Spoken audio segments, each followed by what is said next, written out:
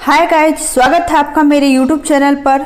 Guys, जैसा कि आप लोग सभी जानते हैं, मैं सभी बच्चों को सीटेट, बीटेट और यूपी टेट की तैयारी करवा रही हूँ, ये सोचकर कि अगर आप अच्छे से तैयारी करेंगे तो आपका जो परीक्षा का परिणाम है वह बेहतर से बेहतर होगा। यही उद्देश्य के साथ मैं सबसे पहला जो चैप्टर है चाइल्ड डेवलपमेंट एंड पेडागोजी, उससे 30 बहुत ही महत्वपूर्ण प्रश्न जो हैं, जो कि एग्जाम में पूछे जा चुके हैं, उनको लेकर इस वीडियो के साथ उपस्थित हूँ। तो चलिए समय को न गवाते हुए शुरू करते हैं आज का क्लास।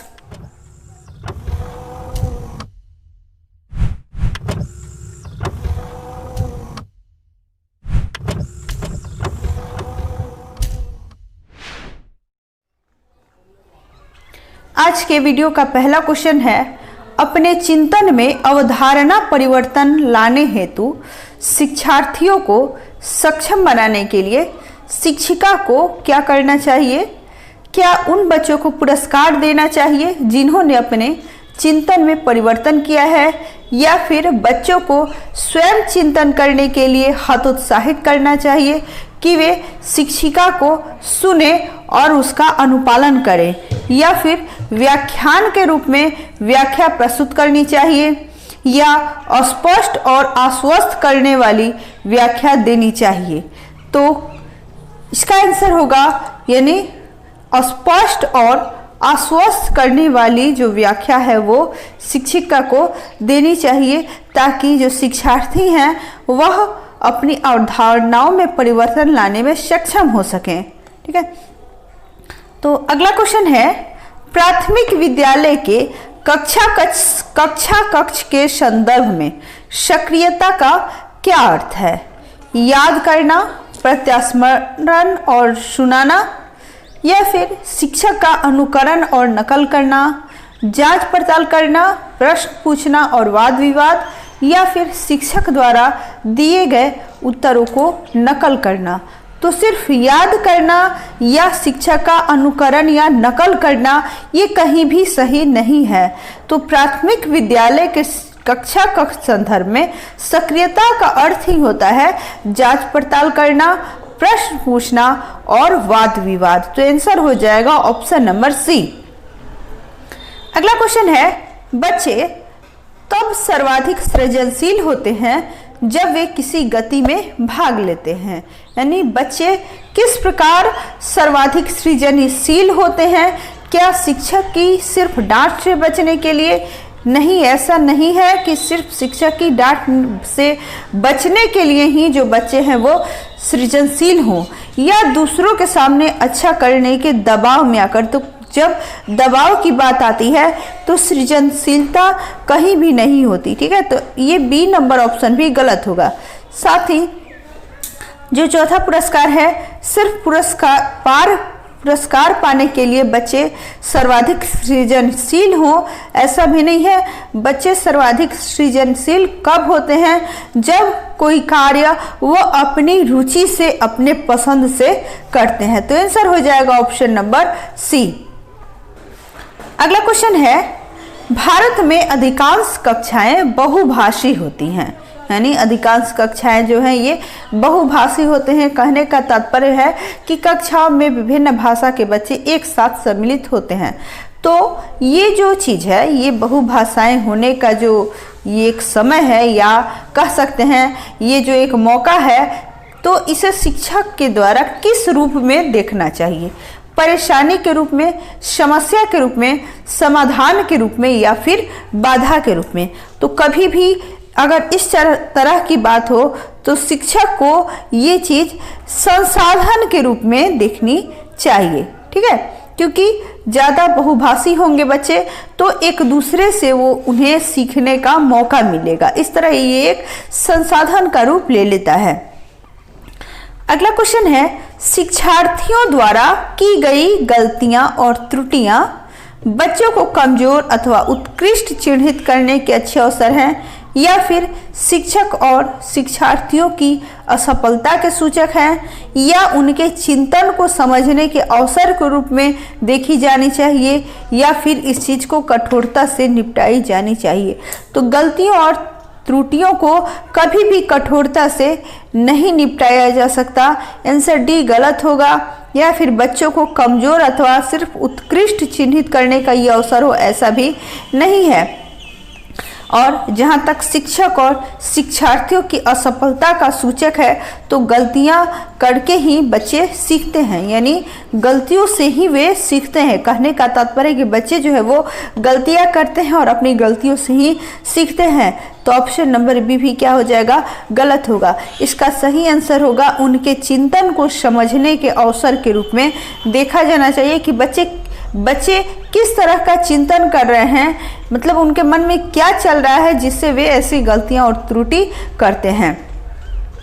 अगला क्वेश्चन है, डैश के विचार से, यानी किस दार्शनिक के विचार से बच्चे सक्रिय ज्ञान निर्माता तथा नन्हे वैज्ञानिक हैं जो संसार के बारे में अपने सिद्धांतों की रचना करते हैं। स्किनर के विचार, पैलाओ के विचार, युग के विचार या फिर पियाजे के विचार।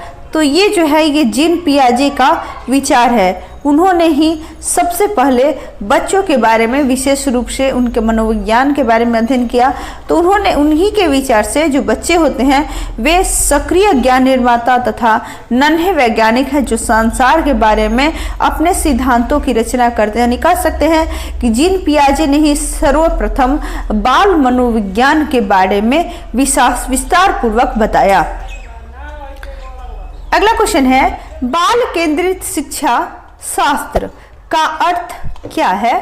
सिर्फ बच्चों को नैतिक शिक्षा देना, या बच्चों को शिक्षक का अनुगमन और अनुकरण करने के लिए कहना, या बच्चों की अभिव्यक्ति और उनकी सक्रिय भागीदारी को महत्व देना, या फिर बच्चों को पूर्ण रूप से स्वतंत्रता देना। तो बाल केंद्रित शिक्षा शास्त्र का अर्थ होता है शिक्षक को बच्चे को बिल्कुल केंद्र में रखना चाहिए, यानी बच्चा जो होता है वो बिल्कुल केंद्र में होता है, न कि जो विद्यालय है वो या पाठ्यक्रम या जो शिक्षक है वो, ये कोई जो भी है ये बच्चे के चारों ओर घूमते हैं। ठीक है, तो केंद्र में बच्चा होता है, इसलिए बाल केंद्रित शिक्षा शास्त्र के अनुसार बच्चों की अभिव्यक्ति और उनकी सक्रिय भागीदारी को महत्व देना चाहिए। तो आंसर हो जाएगा ऑप्शन नंबर सी। अगला क्वेश्चन है, जटिल परिस्थिति को संसाधित करने में शिक्षक बच्चों की सहायता कर सकता है। किस प्रकार बच्चों की सहायता कर सकता है जटिल परिस्थिति को संसाधित करने में? ऑप्शन है, प्रतियोगिता को बढ़ावा देकर और सबसे पहले कार्य पूरा करने वाले बच्चे को पुरस्कार देकर, या फिर कोई सहायता न देकर जिससे बच्चे अपने आप निर्वाह कर सकें, या उस पर एक भाषण देकर, या फिर कार्य को छोटे हिस्सों में बांटने के बाद निर्देश लिखकर। तो चूंकि यह जटिल परिस्थितियों को संसाधित करने की बात है तो शिक्षक को बच्चों की सहायता करना आवश्यक है, इसलिए सबसे बेहतर ये होगा कि वो कार्य को छोटे हिस्से में बांटने के बाद निर्देश लिखकर बच्चों की सहायता करें। अगला क्वेश्चन है, शिक्षार्थियों से यह अपेक्षा करना है कि वे ज्ञान को उसी रूप में पुनः प्रस्तुत कर देंगे जिस रूप में उन्होंने उसे ग्रहण किया है। तो ये ज्यों का त्यों ज्ञान जो है वह ज्यों का त्यों प्रस्तुत नहीं हो पाता। ऑप्शन जो दिया गया है यानी अच्छा है, क्योंकि यह शिक्षक के लिए आकलन में सरल है। नहीं, ऐसा नहीं है। अगर सिर्फ बच्चे नकल ही करेंगे तो फिर उनमें सृजनशीलता कहाँ से आएगी? या एक प्रभावी आकलन है या फिर समस्यात्मक है, क्योंकि व्यक्ति अनुभव की व्याख्या करते हैं और ज्ञान को ज्यों का त्यों पुनः उत्पादित नहीं करते हैं। बिल्कुल सही है, ऑप्शन हो जाएगा सी आंसर। यानी शिक्षार्थियों से यह अपेक्षा करना है कि वे ज्ञान को उसी रूप में पुनः प्रस्तुत कर देंगे जिस रूप में उन्होंने उसे ग्रहण किया। यह एक समस्यात्मक है, क्योंकि व्यक्ति अनुभव की व्याख्या करते हैं और ज्ञान को ज्यों का त्यों पुनः उत्पादित नहीं करते। अगला क्वेश्चन है, जब शिक्षार्थियों को समूह में किसी समस्या की चर्चा का अवसर दिया जाता है तब उनके सीखने का चक्र बेहतर होता है, स्थिर रहता है, अनवर्थ होता है या फिर समान रहता है। तो जब शिक्षार्थियों को समूह में किसी समस्या पर चर्चा करने का अवसर दिया जाता है तब उनके सीखने का चक्र जो है वो बेहतर होता है। लेकिन क्योंकि इसमें संप्रेषण होता है, जो बच्चे होते हैं वे एक दूसरे के साथ अपने विचारों को बांटते हैं, एक दूसरे से उन्हें सीखने का मौका मिलता है। इस तरह हम कह सकते हैं कि जब शिक्षार्थियों को समूह में चर्चा, किसी समस्या पर समूह में चर्चा करने का अवसर दिया जाए तो उनके सीखने का चक्र जो है वह बेहतर होगा। अगला क्वेश्चन है, विकास की गति एक व्यक्ति से दूसरे में भिन्न होती है किंतु यह एक डैश नमूने का अनुगमन करती है। तो एक व्यक्ति से दूसरे व्यक्ति में जो भिन्नता होती है, जिसे व्यक्तिक विभिन्नता भी कहते हैं, तो यह एक व्यक्ति से दूसरे व्यक्ति से अलग हो सकती है, लेकिन यह हमेशा क्रमबद्ध और व्यवस्थित होती है। ठीक है, आंसर हो जाएगा ऑप्शन नंबर डी, अर्थात विकास की गति एक व्यक्ति से दूसरे में भिन्न होती है किंतु यह एक क्रमबद्ध और व्यवस्थित नमूने का अनुगमन करती है। अगला क्वेश्चन है, विकास के लिए निम्नलिखित में से कौन सा एक उचित है? विकास जन्म के साथ प्रारंभ होता है और समाप्त होता है। तो विकास जो है वह कभी न समाप्त होने वाली प्रक्रिया है, इसमें निरंतरता पाई जाती है। तो ऑप्शन जो ए दिया है ये तो बिल्कुल ही गलत हो जाएगा। या फिर सामाजिक सांस्कृतिक विकास, सामाजिक सांस्कृतिक संदर्भ विकास में एक महत्वपूर्ण भूमिका का निर्वाह करते हैं, बिल्कुल सही है, क्योंकि शारीरिक विकास होता है, मानसिक विकास होता है, संवेगात्मक विकास होता है, तो ये सब जो या संज्ञानात्मक विकास है, तो इसी के अंतर्गत सामाजिक विकास भी आता है। तो हम कह सकते हैं कि सामाजिक सांस्कृतिक संदर्भ विकास में एक महत्वपूर्ण भूमिका का निर्वाह या निर्वहन करता है। आंसर हो जाएगा ऑप्शन नंबर बी। अगला क्वेश्चन है, व्यक्तियों में एक दूसरे से भिन्नता क्यों होती है या व्यक्तिक भिन्नता का कारण क्या है? तो वातावरण के प्रभाव के कारण, जन्मजात विशेषताओं के कारण, या फिर वंशानुक्रम और वातावरण के बीच अन्योन्य क्रिया के कारण, या प्रत्येक व्यक्ति को उसके माता पिता से जीनों का जो भिन्न समुच्चय प्राप्त होता है उसके कारण। तो अगर सिर्फ माता पिता से प्राप्त जीनों के समुच्चय का जो है उसके प्राप्त होने का कारण होता विभिन्नता का, तो एक माता पिता के जो बच्चे होते उनमें कोई भी व्यक्तिक विभिन्नता नहीं होती, वो बिल्कुल समान होते। ठीक है, तो विकास में वंशानुक्रम और वातावरण के बीच अन्योन्य क्रिया जो होती है वही प्रमुख कारण होती है विकास की। तो यहाँ जो क्वेश्चन दिया है कि व्यक्तियों में एक दूसरे से भिन्नता क्यों होती है, इसका कारण है ऑप्शन नंबर सी, यानी वंशानुक्रम और वातावरण के बीच अन्योन्य क्रिया के कारण। अगला क्वेश्चन है, बच्चे के समाजीकरण में परिवार डैश भूमिका निभाता है, यानी कौन सी भूमिका निभाता है, किस प्रकार की भूमिका निभाता है? कम महत्वपूर्ण, रोमांचकारी, मुख्य या गौण? तो बच्चे के समाजीकरण में परिवार जो है यह एक मुख्य भूमिका निभाता है, क्योंकि परिवार को ही बच्चे की प्रथम पाठशाला कही जाती है, यानी बच्चा सबसे पहले अपने परिवार से ही सीखता है कुछ भी। इसलिए समाजीकरण में परिवार को बच्चे का मुख्य हिस्सा माना जाता है। ठीक है, यानी मुख्य हिस्सा परिवार ही निभाता है। अगला क्वेश्चन है, निम्नलिखित में से कौन सा एक सही मिलान वाला जोड़ा है? मूर्त संक्रियात्मक अवस्था, संधारण एवं वर्गीकरण योग्य, या फिर औपचारिक संक्रियात्मक अवस्था, अनुकरण प्रारंभ, कल्पना परक खेल, या शैशवावस्था, तर्क का अनुप्रयोग और अनुमान लगाने में सक्षम, या पूर्व संक्रियात्मक बच्चा, निगमनात्मक विचार? तो जीन पियाजे ने बच्चों के संज्ञानात्मक विकास को 4 अवस्थाओं में या 4 चरणों में बांटा है। पहली शैशवावस्था, जिसे इंद्रियगामी अवस्था भी कहते हैं, जन्म से लेकर 2 वर्षों तक, फिर 2 से 7 वर्षों तक वो अवस्था होती है। पूर्व संक्रियात्मक अवस्था या बाल्यावस्था, 7 से 11 वर्ष तक मूर्त संक्रियात्मक अवस्था, और 11 वर्ष के बाद की अवस्था को उन्होंने औपचारिक अवस्था या फिर अमूर्त संक्रियात्मक अवस्था माना है। तो यहाँ पे जो ऑप्शन दिए हुए हैं, जैसे पूर्व मूर्त संक्रियात्मक अवस्था, इसमें संधारण वर्गीकरण योग्य बच्चा है, तो वो बिल्कुल सही होता है, क्योंकि मूर्त संक्रियात्मक अवस्था 2 से लेकर 7 वर्ष तक होती है और बच्चा कुछ हद तक वर्गीकरण और संधारण के योग्य हो जाता है।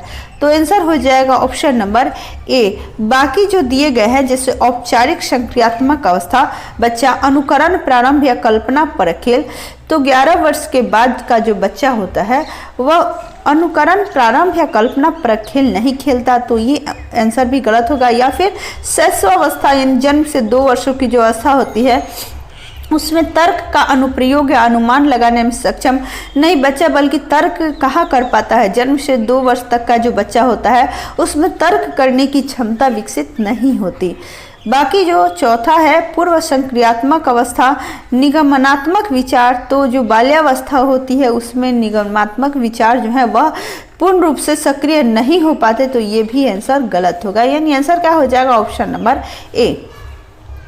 अगला क्वेश्चन है, एक बच्ची कहती है धूप में कपड़े जल्दी सूख जाते हैं, वह डैश की समझ को प्रदर्शित कर रही है, प्रतीकात्मक विचार, अहम केंद्रित चिंतन, कार्य कारण या फिर विपर्यय चिंतन।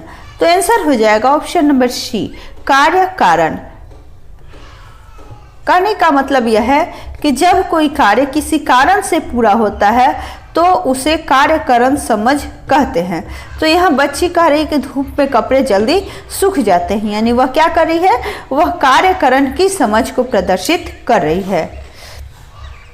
अगला क्वेश्चन है, पियाजे के अनुसार बच्चों का चिंतन वयस्कों से डैश में भिन्न होता है बजाय डैश के, यानी किस चीज में भिन्न होता है, प्रकार एवं मात्रा।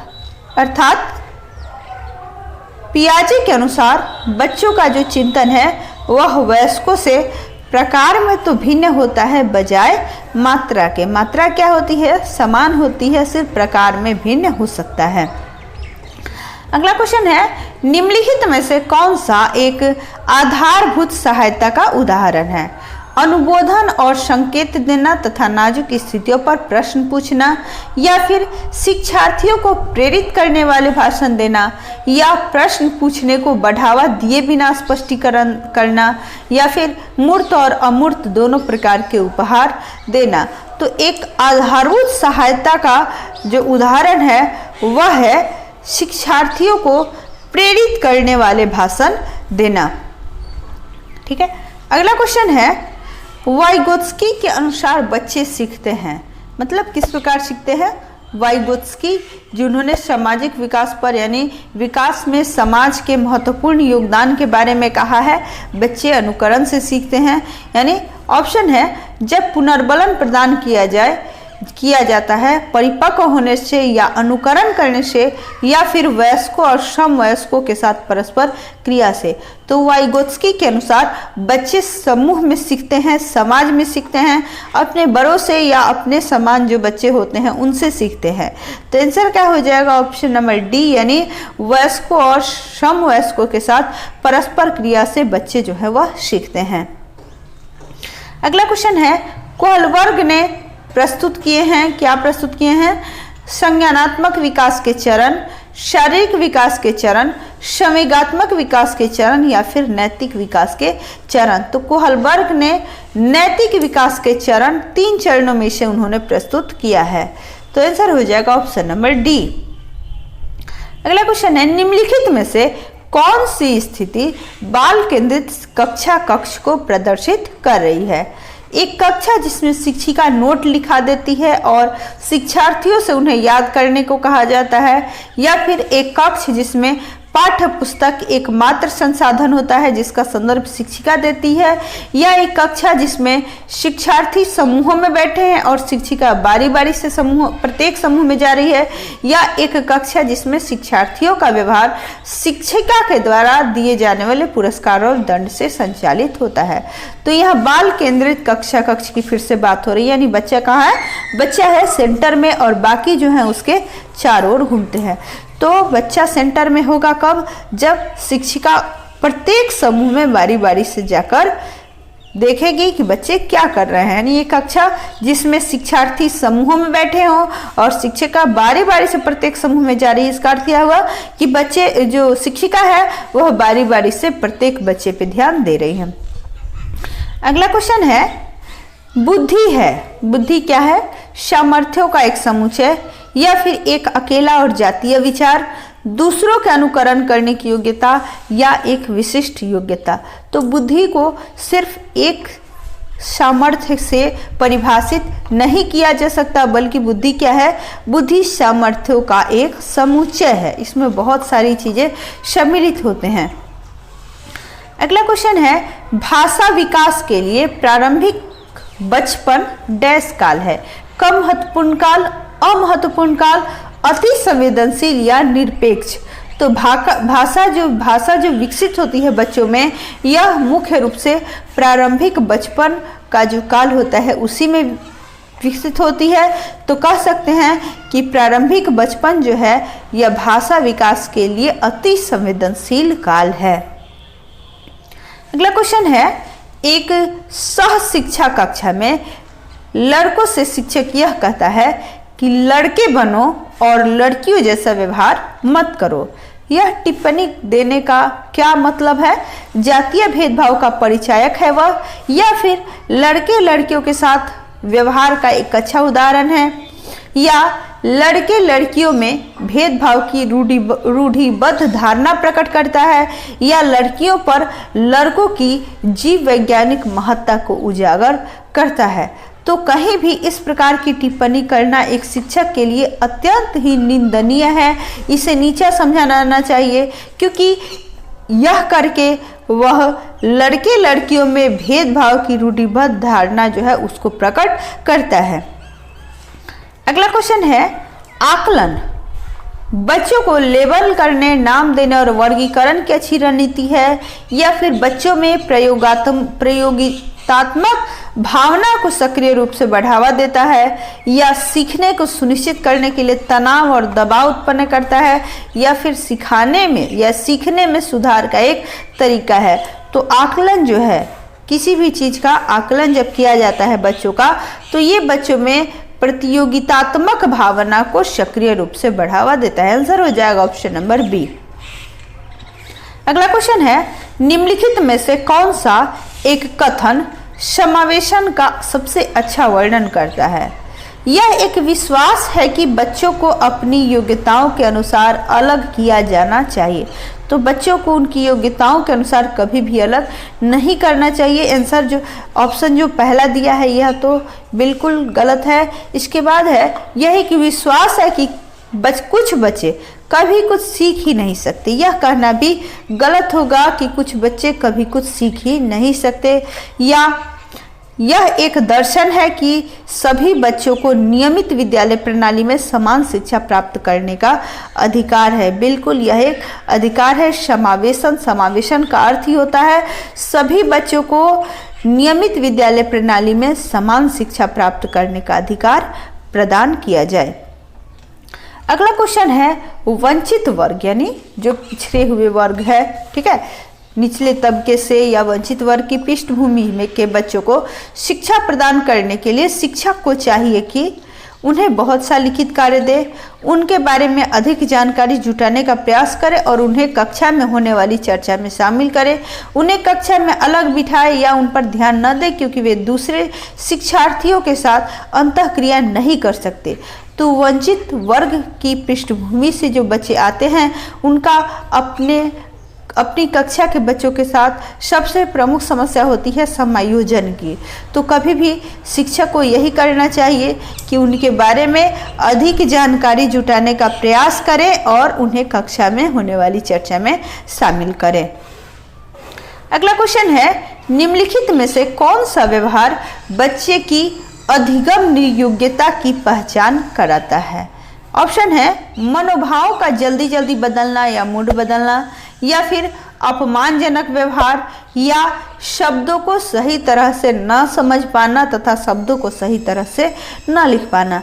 तो यहाँ अधिगम निर्योग्यता की बात कही जा रही है, यानी बच्चे के अधिगम निर्योग्यता की बात कही जा रही है, तो आंसर हो जाएगा ऑप्शन नंबर सी, यानी जो अधिगम में निर्योग्य बच्चे होते हैं वो शब्दों को सही तरह से नहीं समझ पाते और सही तरह से नहीं लिख पाते। अगला क्वेश्चन है, एक बच्चा जो आंशिक रूप से देख सकता है, आंशिक रूप से यानी पूर्ण रूप से नहीं, सिर्फ आंशिक रूप से देख सकता है, बिना किसी प्रवेश प्रावधान के उसे नियमित विद्यालय में डालना चाहिए या उसे शिक्षा नहीं देनी चाहिए क्योंकि वह उसके लिए काम नहीं आएगी, या फिर उसे अलग संस्थान में डालने की आवश्यकता है, या विशेष प्रावधान करते हुए उसे नियमित विद्यालय में रखना चाहिए। तो जो बच्चा कम देख रहा है या आंशिक रूप से देख रहा है, वैसे बच्चों को विशेष प्रावधान करते हुए उसे नियमित विद्यालय में ही रखना चाहिए। अगला क्वेश्चन है, सीखने वालों के संवेगों से प्रभावित नहीं होता है या संवेगों से छिन्न थोड़ा सा संबंध रखता है, या सीखने वालों के संवेगों से स्वतंत्र है, या सीखने वाले के संवेगों से प्रभावित होता है। तो सीखने की जो क्रिया है यह सीखने वाले के संवेगों से बिल्कुल ज़्यादा प्रभावित होता है। तो चलिए इसी के साथ आज का वीडियो यहीं पे समाप्त करते हैं। ये काफ़ी इम्पोर्टेंट क्वेश्चन थे और ये एग्ज़ाम में पूछे भी जा चुके हैं। तो मेरे ख्याल से जो क्वेश्चन एग्जाम में पूछे जा चुके हैं उन पे आपको विशेष रूप से ध्यान देने की आवश्यकता है, क्योंकि सबसे ज़्यादा सीटेट में ही क्वेश्चन को रिपीट किया जाता है। तो चलिए इसी के साथ आज का वीडियो यहीं पे ख़त्म करते हैं।